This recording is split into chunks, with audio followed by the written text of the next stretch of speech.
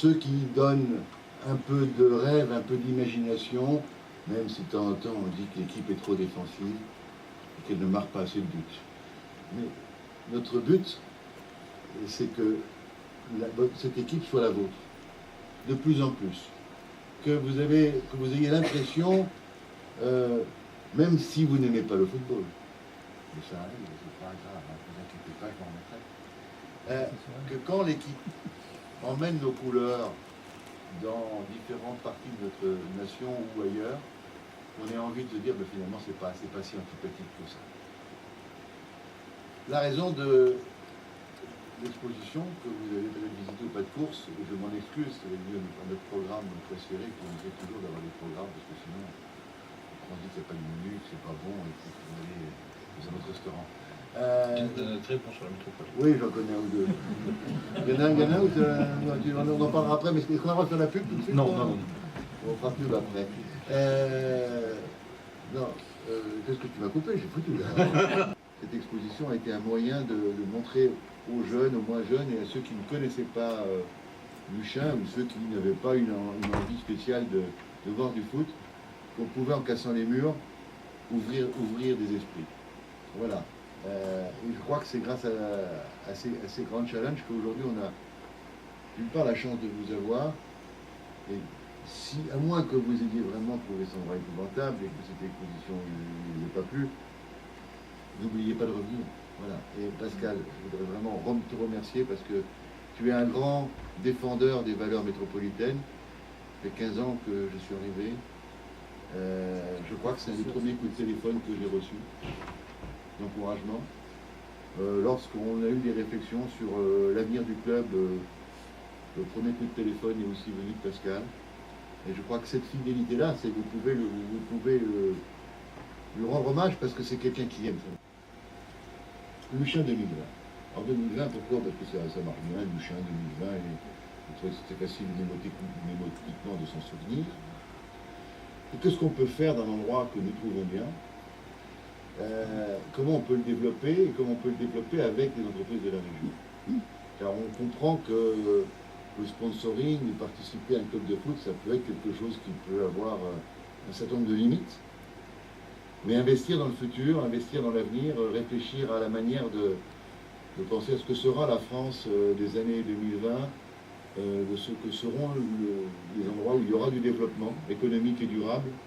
Je pense qu'on est parti sur même si je ne suis pas un grand économiste, mais j'ai quelques notions sur des années de service. On viendra des grandes sociétés de service. Donc on a imaginé Luchin, et donc je laisserai le micro et ma place à deux talentueux architectes qui ont construit avec nous, qui ont inventé avec nous ce lieu. Je vous rappelle, c'est dommage que vous n'ayez pas vu les photos, mais pour ceux qui ont connu, on pataugé dans la boue, c'est un effet nous, une boue collante. On a créé ce Luchin et avec eux, on a pensé à... J'ai deux anecdotes qui me viennent à l'esprit. Il y a effectivement 15 ans, la métropole était présidée par Pierre Mauroy. Il y allait y avoir des élections pour savoir qui allait l'emporter. C'était il y a longtemps. Et on pensait soit à Marc-Philippe Daubresse, soit à Martine Aubry. Et les deux n'étaient pas très à faire un nouveau stade. C'était à l'époque. Et ton ancien directeur général de téléphone me dit: Pascal, est-ce que tu connais bien les deux, à peu près?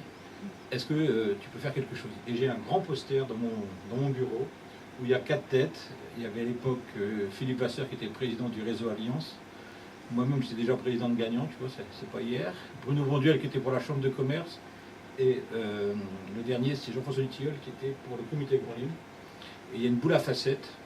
Cette boule à facettes, disait à peu près ceci: un grand stade fait rayonner une métropole. À part le PSG, tous sont... qui était avant aussi à l'époque. Il n'y a pas de business modèle vraiment pour gagner de l'argent dans le foot aujourd'hui, je le pense. Michel ne sera peut-être pas d'accord, mais moi, je le pense un petit peu. Donc, il faut avoir affaire à des passionnés, à des gens d'entreprise, à des gens qui ont du recul, à des gens qui ont une certaine vision, parce que c'est pas facile, c'est quand même, il y a beaucoup d'aléas. Et grâce à Michel Sédou, ici présent, nous avons cette grande équipe et nous avons ce grand bonhomme. Je lui ferai simplement un tout petit reproche qui n'est pas assez souvent sur la métropole à mon goût. Merci Michel. Je suis là ce soir. Merci Pascal. Non mais on peut gagner de l'argent, on peut l'applaudir, mais on peut gagner de l'argent avec le club. C'est ça la démonstration qui vient. La métropole européenne de Lille, qui est donc le pilote de cette opération en lien avec l'UEFA, a été retenu comme l'un des 10 sites hôtes. Fanzone Lille Métropole, site de 13 000 m², qui a la capacité d'accueillir 25 000 personnes en temps réel. La vocation même, c'est de rediffuser en fait l'ensemble des matchs sur écran géant qui sera à peu près de 87 m². C'est à peu près 8 panneaux urbains, 4 par 3 qu'on retrouve sur notre métropole. Au-delà de la retransmission des matchs, effectivement, quelques concerts le 10 et le 21 juin, et également un programme d'animation plutôt riche. Le site retenu, place François Mitterrand, Parc Matisse, plutôt stratégique entre les deux gares, le pont qui surplombe et un tas de dispositifs de sécurité que vous imaginez bien.